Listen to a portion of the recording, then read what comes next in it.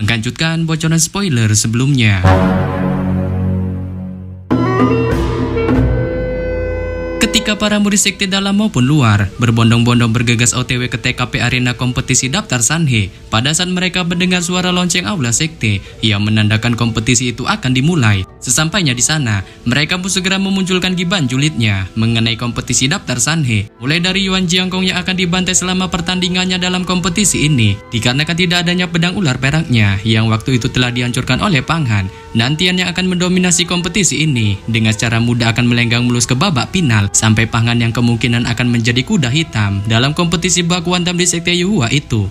Namun di sisi lain, Pang Han yang mendengar giban julid sekumpulan para murid itu pun memilih untuk mengabaikannya dengan memutuskan untuk duduk di tempat yang sudah disediakan sembari pandangannya mengamati sekitaran wilayah TKP arena kompetisi. Saat Galinia bisa melihat di tengah-tengah halaman arena ada sebuah huruf karakter emas besar yang merupakan peringkat daftar Sanhe sebelumnya.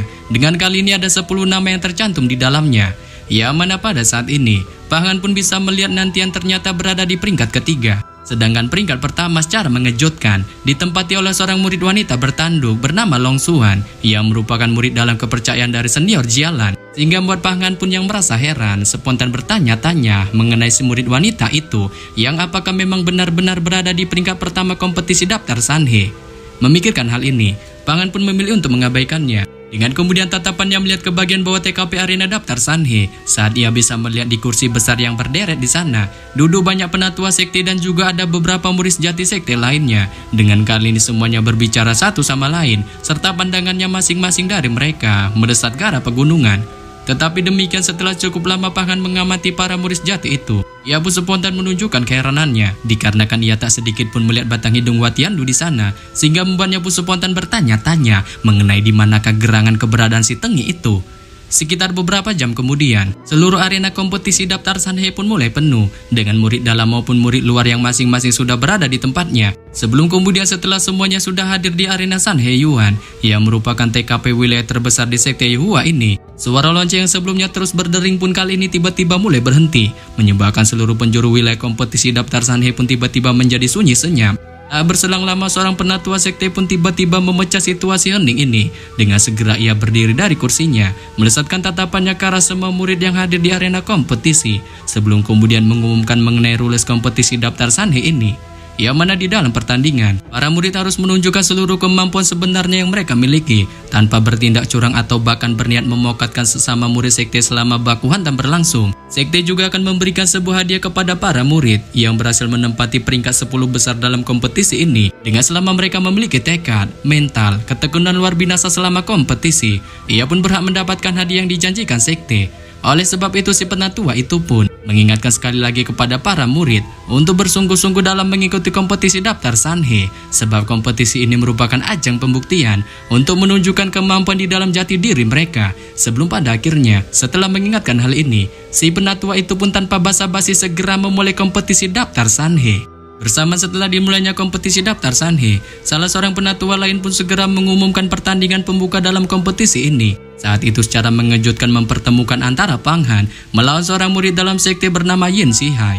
Mendengar namanya disebut, Pang Han pun tanpa basa-basi segera naik ke pentagon arena kompetisi di hadapan pasang mata murid yang secara sinis melesatkan tatapannya ke arahnya, dengan sebagian dari mereka secara songong menganggapnya lemah di bawah kultivasinya yang saat ini terlampau cukup rendah. Tetapi demikian di bawah tatapan sinis para murid Tengi itu yang tampak sangat menyepelekan dirinya, Pang Han pun hanya menanggapinya secara santuy, sebab kali ini secara licik ternyata telah menyembunyikan aura kemampuan sebenarnya di dalam jati dirinya, yang menyebabkan mereka saat ini pun tak mengetahui dirinya saat ini memiliki kultivasi yang terbilang sangat tinggi.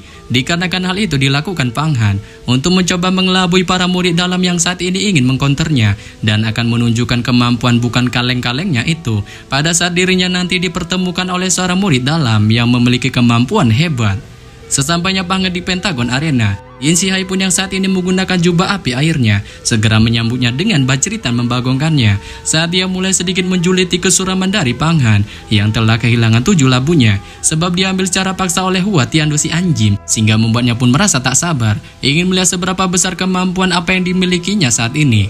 Ia pun juga memperkenalkan pedang batu giok miliknya yang dinamainya dengan sebutan pedang Kunyo. Memiliki susunan roh cukup mengerikan di dalamnya, sehingga membuatnya pun merasa pede. Pangan kemungkinan dipastikan tidak akan sanggup untuk menahannya. Dengan setelah kepedean tingkat tinggi ini ditunjukkan Yin Zhihai, tanpa menunggu Pangan bereaksi, ia pun tiba-tiba memunculkan asap tebal dari tubuhnya yang tanpa basa-basi langsung menutupi sekujur tubuhnya, sehingga membuat batang hidungnya pun kali ini tak terlihat lagi. Menyebabkan Pangan pun yang melihatnya spontan terkejut terheran-heran saat ia mengetahui kemampuan yang dimunculkan Yin Zhihai itu merupakan kemampuan roh kabut, memungkinkan seorang praktisi yang menggunakannya akan menyembunyikan sosoknya di dalamnya. Dengan kali ini karakter tersembunyi yang diluncurkan oleh Yin Zhihai ini sebenarnya menyembunyikan pedang terbang Kunyo-nya sendiri.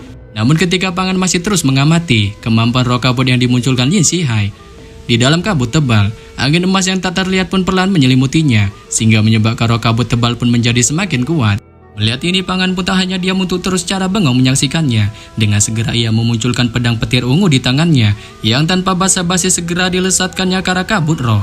Tetapi demikian di bawah serangan pedang petir ungu Pangan, kabut roh pun menunjukkan pertahanan yang sangat luar binasa. Saat malah sebaliknya pedang petir ungu dari Pangan pun yang sebelumnya dengan barbar menyerangnya, secara edan pecah menjadi dua bagian, sehingga membuat para murid yang menyaksikannya di panggung penonton pun spontan terheran-heran dengan tidak menyangka kabut roh aneh dari Yin Zhihai itu dapat secara mengejutkan menghancurkan pedang Pangan.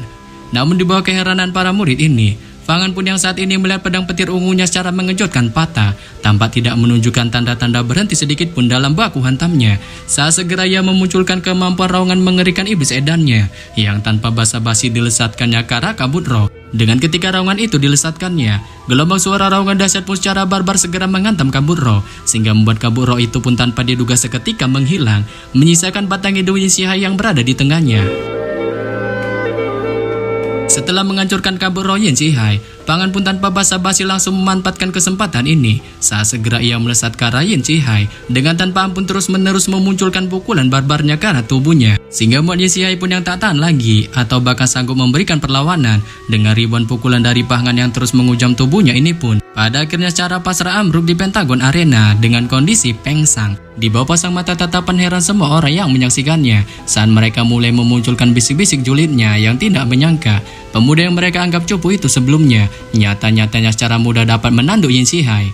Di bawah tatapan heran semua pasang mata ini, Pangan pun yang berhasil mengalahkan Yin Zhihai memilih untuk bergegas pergi dari Pentagon Arena dengan kemudian secara santuy menempati tempat duduknya sebelumnya.